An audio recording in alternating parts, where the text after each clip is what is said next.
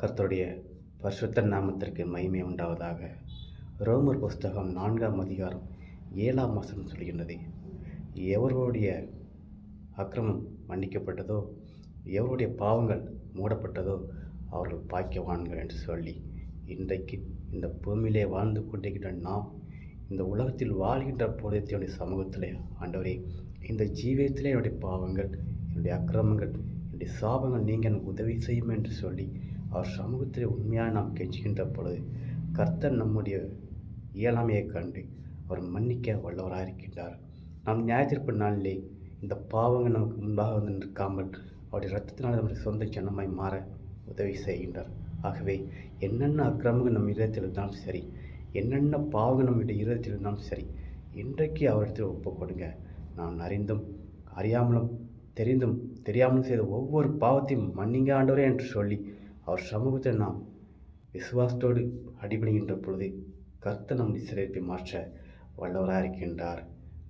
தேவ பிள்ளையே, பயங்கரமாய் துணிகரமாய் பாவம் செய்யாதிருங்கள். கர்த்தருடைய பிரமாணங்களை மீறாதீங்க, கர்த்தருடைய கற்பனைகளை மீறாதீங்க. அவர் வார்த்தையை ஒன்றும் அசட்டையாக எண்ணாதிருங்கள். அவர் கட்டாயம் நீதியுள்ள தேவன், அவர் நீதி கட்டாயம் செய்வார். ஆகவே அவர் என்னுடைய பாவங்களை பார்க்கவில்லை, என்னுடைய பாவங்கள் ஒன்றும் அவருக்கு தெரியாது என்று சொல்லி உங்களுக்கு நீங்களே ஒரு மனக்கோட்டையை கட்டிக்கொண்டு நீங்கள் துணிகரமாக பாவம் செய்தீர்கள் என்று சொன்னால் கட்டாயம் தேவன் உங்களை அசட்டை பண்ணுவார். அவர் உங்களை ஒரு பொருட்டாக எண்ண மாட்டார்.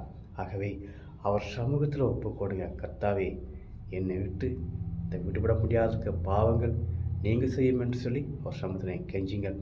கட்டாயம் தேவன் உங்களை மன்னிக்க வல்லவராக இருக்கின்றார். ஒரு வேதத்திலே சொல்கின்றது, ஒரு ஸ்திரீ தன்னுடைய பாவத்தினாலே சூழ்ந்து காணப்படுகின்றாள். அவளை ஜனங்கள் எல்லாரும் கல்லறிய வேண்டும் என்று மோசே பிரமாணத்தின்படி கல்லறிய முன்வருகின்றார்கள். அவள் இயேசுவின் பாதத்தை தொடுகின்றாள். இயேசு அவளை பார்த்து சொல்கின்றார், உங்களில் பாவம் இல்லாதவன் முதலாவது உண்மையில் கல்லறிய கடவுள் என்று சொல்லி ஒருவருமே கல்லறியவில்லை. காரணம், ஒவ்வொரு மனிதனுடைய இதயத்திலும் ஒவ்வொரு பாவங்கள் காணப்பட்டது. இயேசுவும் அந்தபடி அந்த பெண்ணை பார்த்து, நானும் உன்னை நியாயத்திற்கவில்லை, இனி பாவம் செய்யாதே, போய் என்று சொல்லி அனுப்பிவிடுகின்றாள்.